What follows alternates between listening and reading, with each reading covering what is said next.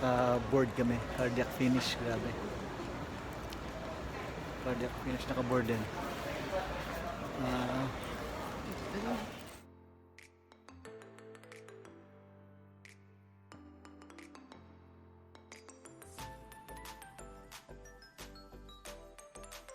may horror story pa.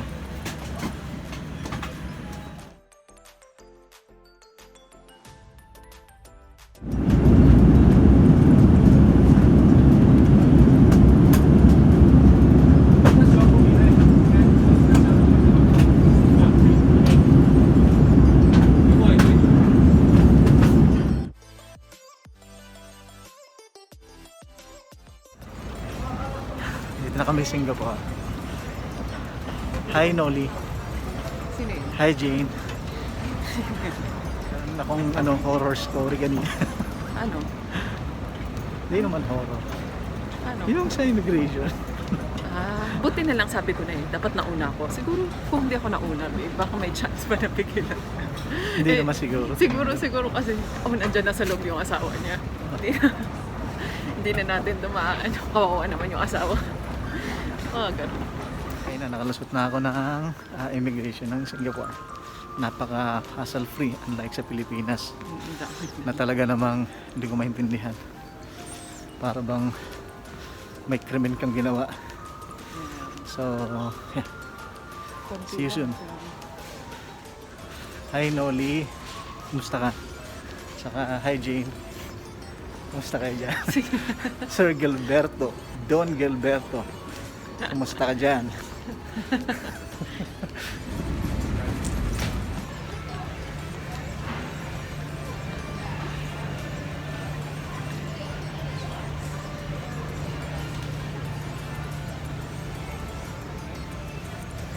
Ganito kaganda. Gusto mo na ba i-activate ngayon or mamaya? Hindi pa. Mamaya pa lang. Punta na kami ng MRT. MRT.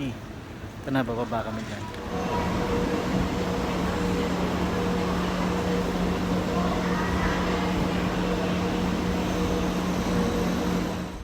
Yung horror story nga pala guys na nangyari sa akin or yung sinasabi ko kanina sa unahan, ganito yun. Nung nasa immigration booth na ako, Terminal 3, madalas namin ginagawa ng wife ko to. Nag-travel kami outside of the country which is Philippines, Singapore, and at the same time other countries. Frequent flyer kami. Ganito yun.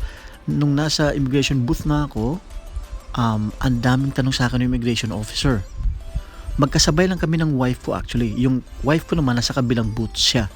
Pero nauna na siya, mabilis siya. Samantalang sa akin, ang daming tanong ng immigration officer. Kung ano-ano mga tinatanong, kesyo, may work ba ako? Kesyo, ano ang gagawin ko?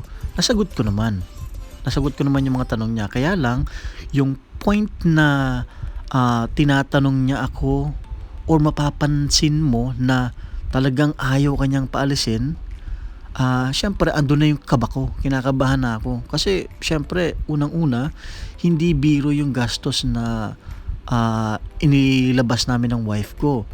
Unang-una na syempre yung hotel and at the same time yung airfare, which is ang sinasakyan namin or sasakyan ko na eroplano is Singapore Airline. Alam naman natin kung gaano kamahal ang Singapore Airline, which is yun naman ang madalas naming sinasakyan na eroplano, preferred namin siya.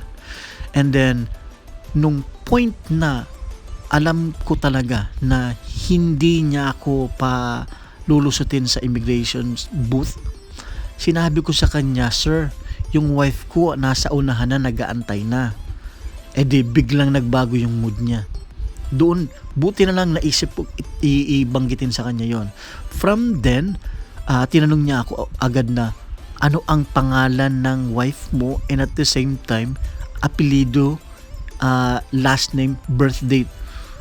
Isip-isip ko, "Hala, bakit ganun? Asawa ko to." Di sinagot ko siya. Tapos ang ginawa niya, hindi pa rin siya kontento. Ang ginawa niya, pinatawag niya yung asawa ko doon sa linya na mismo kung saan ka maghuhubad ng sapatos, doon sa conveyor, parang x-ray conveyor. Doon na siya. Buti na lang tinawag siya.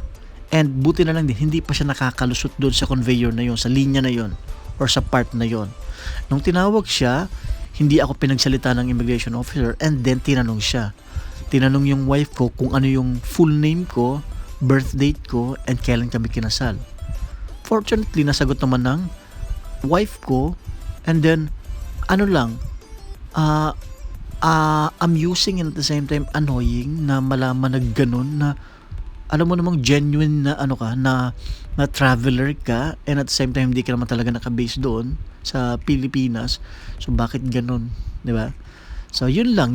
So sa mga kapwa ko na frequent travelers or sa mga gusto mag-travel dyan outside of the country, particular sa Pilipinas, make sure na ready kayong sagutin up front yung mga ibabatong tanong ni immigration officer, and huwag kakabahan. And then, as much as possible, sabay-sabay kayo. Aside doon guys, laging maging magalang kayo sa immigration officer, kasi ano't ano man, nasa kanila yung final say kung paalisin ka ng bansa or hindi. So yun lang.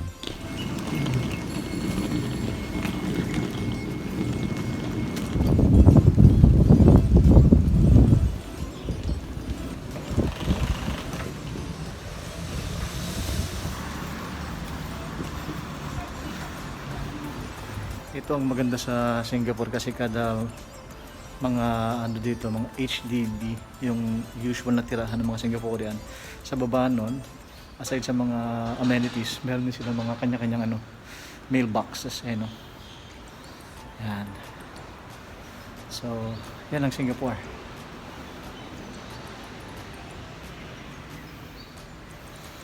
Yan,